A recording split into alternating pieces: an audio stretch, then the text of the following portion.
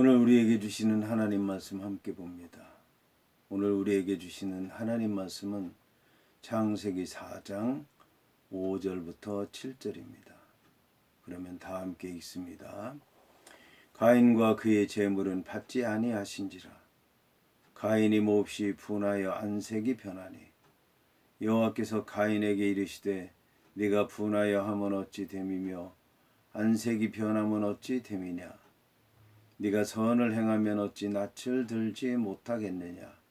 선을 행하지 아니하면 죄가 문에 엎드려 있느니라. 죄가 너를 원하나 죄를 다스릴지니라. 아멘. 오늘 말씀의 제목은 죄가 엎드려 있다 입니다.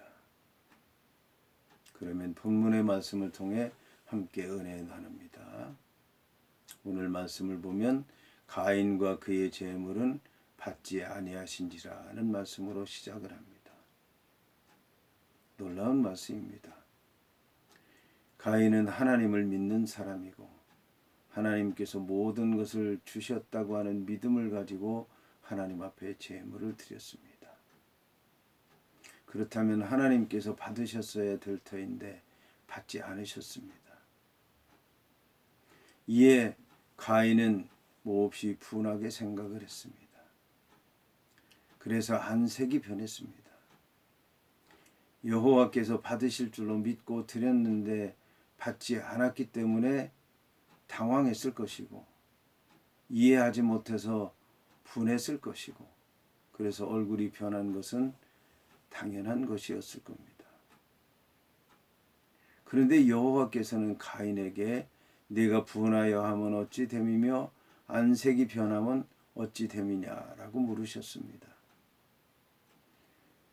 가인이 분했다고 하는 얘기는 마음으로부터 분노가 끓어오르게 됐다는 것을 얘기하는 것입니다. 그 분노는 마음에서 그치지 않고 얼굴에 이르게 됐고 그리고 얼굴의 색깔이 변하게 된 것입니다. 자, 이에 여호와 하나님께서는 네가 분하여 하면 어찌 됨이며 안색이 변하면 어찌 됨이냐라고 물으신 것입니다. 놀라운 말씀이 아닐 수가 없습니다. 여호와 하나님께서 가인이라고 하는 사람이 왜 마음의 분노가 끓고 왜 안색이 변하는지 물으셨을 리가 없을 텐데 네가 분하여 하면 어찌 됨이며 안색이 변하면 어찌 됨이냐고 물으신 것입니다. 그러나 이러한 하나님의 말씀은 우리가 잘 새겨들어야 되는 말씀인 것입니다. 왜냐하면 하나님께서 모르실 리가 없는 것입니다. 하나님께서는 다 아시고 계십니다. 그런데도 묻고 계신 겁니다. 무슨 말씀입니까? 하나님은 다 아시고 계시지만 가인은 하나님의 그 생각을 모르고 있다는 말씀입니다. 그러니까 이 말씀은 나는 네가 왜 그러는지 다 알고 있는데 너는 내가 왜 그러는지 잘 모르고 있느냐? 네가 내가 왜 그러는지 알고 있어야 되지 않느냐? 내가 왜 이러는지 네가 알아야 신앙생활을 똑바로 할 수 있지 않느냐라고 하는 말씀인 것입니다. 이 말씀은 분명히 책망의 말씀입니다. 경고의 말씀입니다. 심판의 말씀입니다. 우리는 이 말씀에 귀를 기울여야 됩니다. 칭찬받고 잘했다는 얘기만 듣고 상 받을 생각만 하는 것이 아니라 내가 무엇을 잘못했는가? 내가 어떻게 살아야 되는가? 하나님의 뜻은 무엇인가? 귀를 기울여야 된다고 하는 것입니다. 그렇지 않으면 우리는 신앙생활에 실패할 수밖에 없는 것입니다. 여기서 여호와 하나님께서는 더 말씀하고 계십니다. 네가 선을 행하면 어찌 낯을 들지 못하겠느냐고 말씀하신 것입니다. 이제 이 가인의 분노가 점점 더 끌어올라서 점점 더 잘못되게 됐고 점점 더 돌이킬 수 없는 지경에 이르게 된 것을 지적한 것입니다. 처음에는 마음의 분노가 쌓이게 되었고, 그 다음에는 안색이 변하게 됐고, 그 다음에는 낯을, 얼굴을 들지 않았다라고 하는 것입니다. 마음의 분노가 일어나니까 얼굴을 쳐들고 얼굴이 빨개지고 하나님을 대적하고, 그래도 하나님께서 받아주시지 않는 것 같고 내가 왜 그러냐고 책망하고, 그러다 보니까 나중에는 절망 가운데서 얼굴을 숙이게 됐다라고 하는 사실입니다. 놀라운 말씀이 아닙니다. 아닐 수가 없습니다.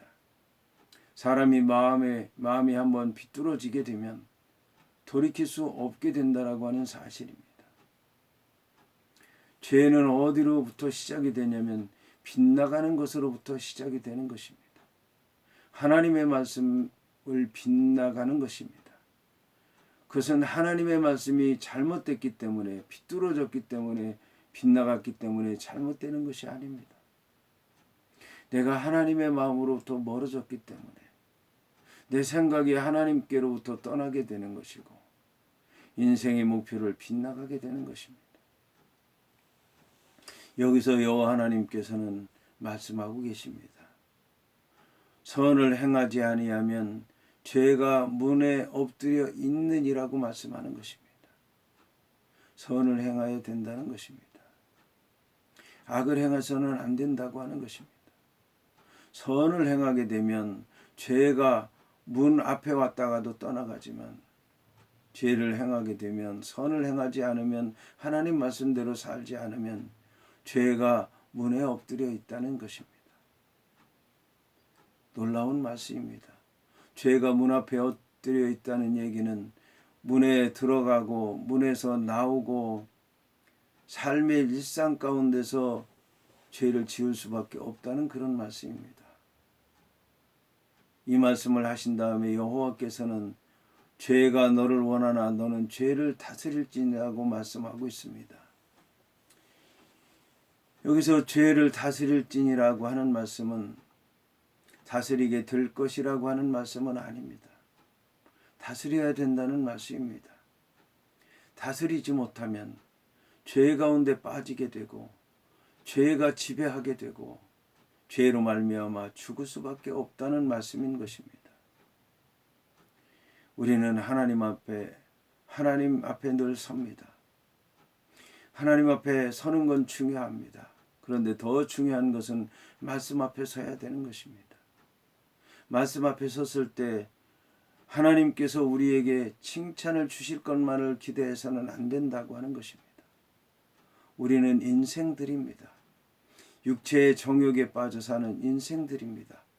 먹고 마시고 살아가는 것이 전부인 줄 알고 착각하며 사는 인생들입니다. 그런데 어찌 우리의 마음이 올바를 수 있겠습니까? 하나님의 말씀에 비추어 봐야 됩니다. 책망의 말씀을 달게 받아야 됩니다. 교훈의 말씀을 달게 받아야 됩니다. 심판의 말씀을 달게 받아야 됩니다. 하나님께서 우리에게 경고와 심판과 책망의 말씀을 주는 것은 저주의 길로 가라고 하는 말씀이 아닙니다. 돌아오라고 하는 말씀입니다. 깨달으라고 하는 말씀입니다. 주님 뜻대로 살라고 하는 말씀입니다. 이 말씀을 새겨 들어야 될 줄로 믿습니다.